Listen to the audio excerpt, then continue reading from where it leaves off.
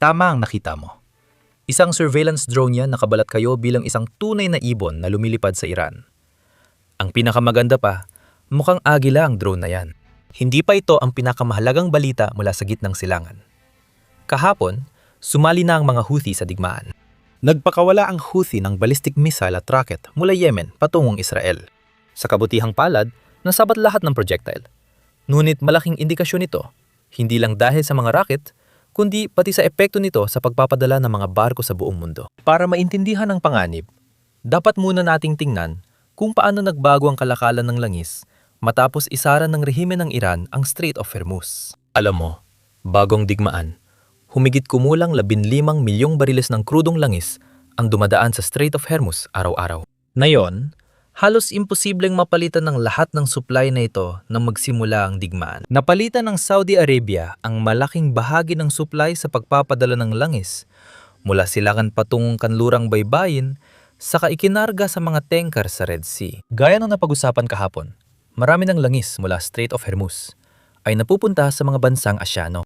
Kahapon, nasabi ko ang mga bansang Ruso, pero tama, sa mga bansang Asyano sila napupunta dahil wala talagang mga bansang Ruso. Karamihan ng langis mula Strait of Hormuz, mga 80% ay napupunta sa mga bansang Asyano.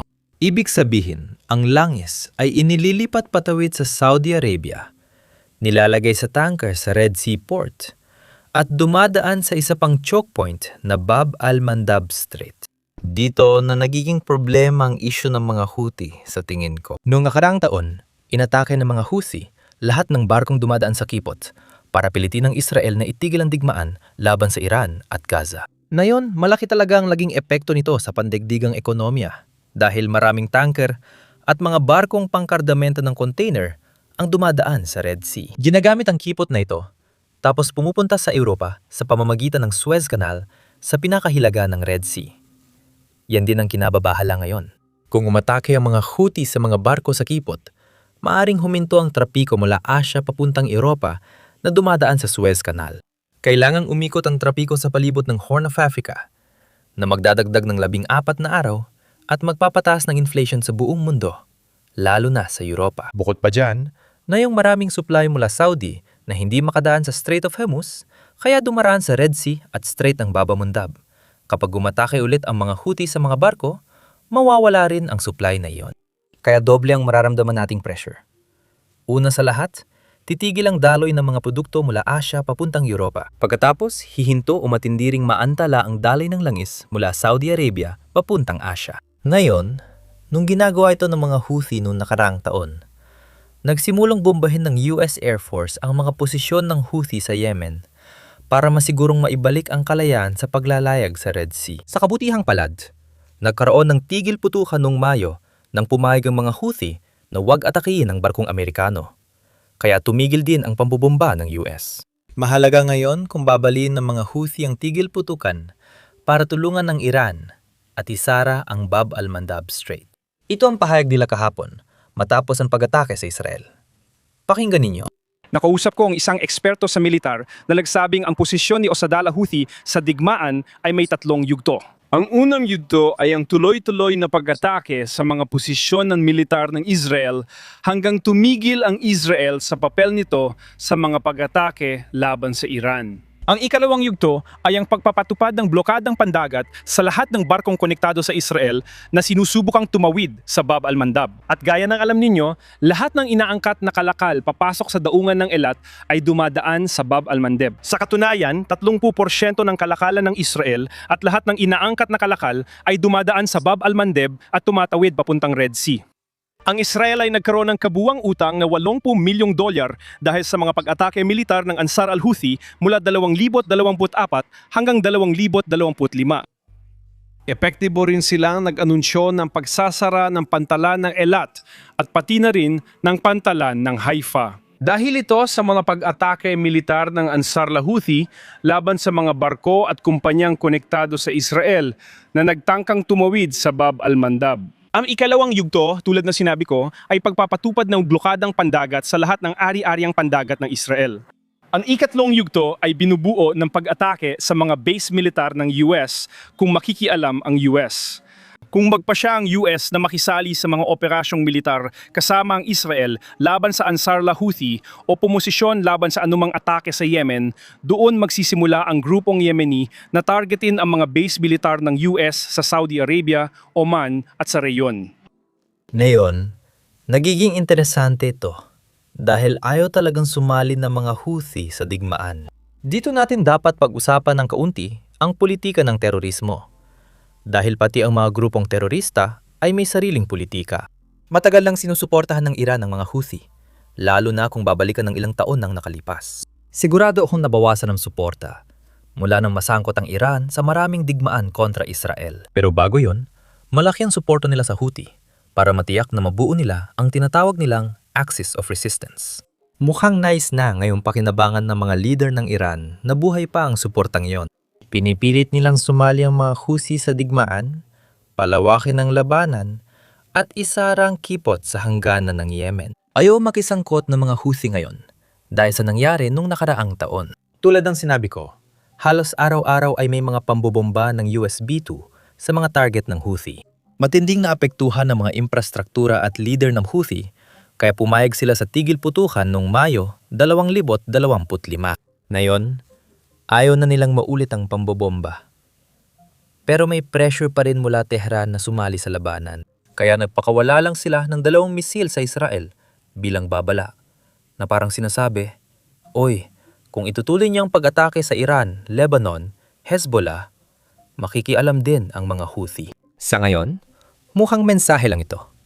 Hindi ibig sabihin na tuluyan ng sumasali ang mga Houthi sa digmaan. Pero maaring magbago yan kapag lumala ang tensyon sa loob ng Iran. Binanggit ko ang paglala dahil kahapon may ginawa ang mga puwersa ng Israel na ngayon lang nangyari sa digmaang ito. Ngayon, bago natin pag-usapan yan, mabilis lang na paalala na pindutin ang like at subscribe button sa ibaba. Malaking tulong talaga ito sa amin sa algorithm. At ngayon, pag-usapan na natin ang paglala na ito. Kahapon, sinabi ng Iranian Foreign Minister na tinamaan ng Israel ang 2 pinakamalaking pabrika ng bakal, isang planta ng kuryente, mga sibilyang pasilidad nuklear at iba pang infrastruktura ng Iran. Sabi ng Israel, kumilos sila nang may koordinasyon sa US. Ang mga atake ay laban sa pinalawig na deadline ng Pangulo ng Amerika para sa diplomasya. Magpapataw ang Iran ng mabigat na parusa sa mga krimen ng Israel. Tatalakay natin ang tugon ng Iran sa pag-atake sa ilang sandali. Pero bago yon, alamin muna natin kung anong nasira at bakit itinuturing itong paglala ng marami. 2 araw nakalipas, sinabi ni Pangulong Trump na pinalawig niya ang pansamantalang paghinto sa mga pag-atake sa infrastruktura ng enerhiya ng Iran, tugon sa hiling ng Iran. Pinalawig ang pansamantalang paghinto ng 10 araw, kaya tatagal ito hanggang Abril 6, 2026. Kung titingnan natin ang sinabi ng Iranian Foreign Minister, binanggit niyang nilabag ng Israel ang pansamantalang paghinto na pinalawig ni Pangulong Trump para sa diplomasya. Ngayon, nagiging komplikado ang sitwasyon dahil malamang tinarget ng Israel ang 2 planta ng bakal. Hindi pa nila ito hayagang inamin. Pero sa kabila nito, lahat ng palatandaan ay natuturo na Israel nga ang tumarget dito. Mukhang hindi naman talaga tinarget ng Israel ang planta ng kuryente na pinagtatalunan ng foreign minister. Malamang ang planta ng kuryente na nagsusupply sa mga planta ng bakal ay nasira dahil sa mga pag-atake sa mga planta ng bakal. Kaya hindi naman nangangahulugang ilabag ang pansamantalang paghinto na ibinigay ni Pangulong Trump.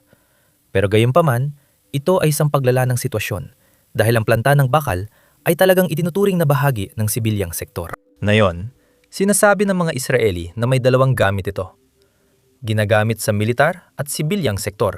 Malaking bagay ito para sa mga Iranian dahil nag-export sila ng $7 bilyong ng bakal nung nakaraang taon. Kaya malaking bahagi ito ng kanilang ekonomiya.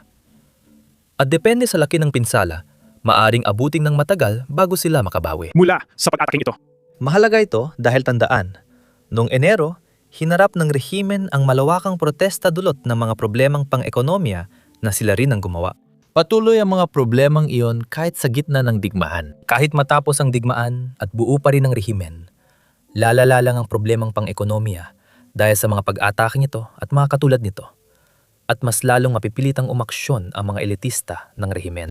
Siyempre, hindi ibig sabihin na tiyak na babagsak ang rehimen. Posibleng maging katulad ng Hilagang Korea ang Iran, na hindi na iniintindi ang kabuhayan ng mga mamamayan nito. Ang mahalaga lang sa kanila ay manatiling buhay ang rehimen, kahit kapalit pa ang karaniwang mamamayan. Posible yon. Ngunit maaari ring bumagsak ang rehimen dahil sa problemang pang-ekonomiya ng digmaan. Baka ito ang iniisip ng mga Israeli.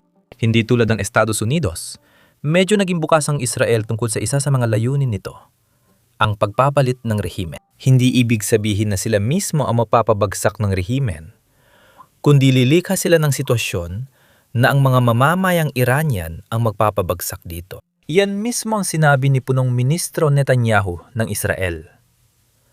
Ngayon, tututok naman tayo sa naging matinding pagganti ng Iran. Matapos salakay ng Israel ang mga tagagawa ng bakal sa Iran, tinarget naman ng Iran ang mga pabrikang sibilyan sa paligid ng Gulf. At para sa akin, hindi pa rin yon makatuwiran dahil karamihan sa mga bansang inaatake ng Iran ay hindi naman talaga maganda ang ugnayan sa Israel. Kaya mula sa pananaw ng Israel, panalo sila dito sa isang banda. Sinisira nila ang industriya ng Iran, habang ang Iran naman ay sumisira sa industriya ng mga bansang hindi kinikilalang Israel, tulad ng Saudi, Qatar at Kuwait. Mukhang inaatake rin nila ang Oman, na itinuturing kakampi ng Iran sa digmaan. Pero gayunpaman, ang plano ng Iran ay tiyakin na palalawakin nila ang paghihirap sa ekonomiya hanggat maaari. Sa ganitong paraan, maaari nilang tapusin agad ang digmaang ito. Una, naglabas ang Iran ng listahan ng mga lugar na kanilang tatargetin sa buong Gulpo at Gitnang Silangan. Kasama rito ang isang pasilidad ng paggawa ng bakal sa Israel, sa Saudi Arabia, sa UAE, sa Kuwait, sa Qatar at sa Bahrain. Ngayon, mukhang wala pang ganting atake laban sa mga pabrika ng bakal na ito. Habang nire-record ko ito, na yung Sabado ng umaga, bandang 2:00 ng tanghali, oras sa Texas. Pero mukhang tinamaan ng Iran ng isang planta ng aluminyo sa UAE. Ito ang pinakamalaking planta ng aluminyo sa Gitnang Silangan. At ayon sa tagagawa o may-ari ng plantang ito, mukhang nagtamo ng malaking pinsalang planta sa isang missile at drone attack noong Sabado. Ngayon, ang UAE ay isa sa mga bansang talagang malapit sa Israel, lalo na kung ikukumpara sa pamantayan ng Gitnang Silangan. Dahil marami sa mga bansa sa Gitnang Silangan ay hindi kinikilala ang Israel bilang isang bansa. Pero para sa akin, wala talaga itong saysay. Israel ang gumagawa ng pag-atake, at ang ganti ay sa bansa lang na itinuturing nilang kaibigan. Naiintindihan ko ang estratehiya ng Iran na iparamdam ang sakit. Pero di ko maintindihan bakit dito nakikita ng ibang bansa at mundo bilang terorismo, lalo na ng mga hindi kasali sa digmaan. Pinapuntirian nila ang inosenteng ikatlong partido dahil kaibigan ng ito ng bansang umatake sa kanila. Gayunpaman, ituloy natin sa isa pang pagganti ng Iran na nangyari sa base ng Saudi na may tropang Amerikano o US service members. Ito ay ang base ng Saudi na Prince Sultan. Kamakailan lang, sa tingin ko mga 1 linggo nang nakalipas, binigyan ng Saudi Arabia ng pahintulot ang US na gamitin ang base nila dahil patuloy na inaatake ng Iran ang mga target sa Saudi nang walang dahilan. Bago ang pahintulot na ito, hindi talaga kabilang ang Saudi sa digmaan. Noong una, walang pahintulot ang US gamitin ang himpapawid at mga base ng US sa Saudi Arabia. Pero nagbago ito dahil sa pagganti ng Iran. At ngayon, mukhang matagumpay na tinamaan ng Iran ang base na ito noong Sabado at nasugatan ang hindi bababa sa 15 miyembro ng US, 5 sa kanila ay nasa seryosong kondisyon. Bukod pa rito, makikita sa mga larawang satellite ng TSI na may mga nasusunog na eroplano sa base. Sa itsura nito, mukhang isa ito sa mga tanker na ginagamit ng US para mag-refuel ng mga fighter jet. At mukhang 3 sa mga ito ang nasira at isa ay malamang nawasak. Mukhang isa ito sa mga pinakamatagumpay na pag-atake na isinagawa ng Iran laban sa mga ari-arian ng militar ng US at syempre sa mga tauhan ng militar ng US. Kahit mukhang umuusad ang diplomasya, tumitindi rin ang giyera at mahirap hulaan ang susunod na mangyayari. Kung makikialam ang mga Houthi, maaari nitong hikayatin ng ibang gulpo na bansa gaya ng Saudi Arabia at UAE na makialam at tumatake sa mga target ng Iran. Kapag nakialam ang mga Houthi, maapektuhan ang kalakalan papuntang Europa.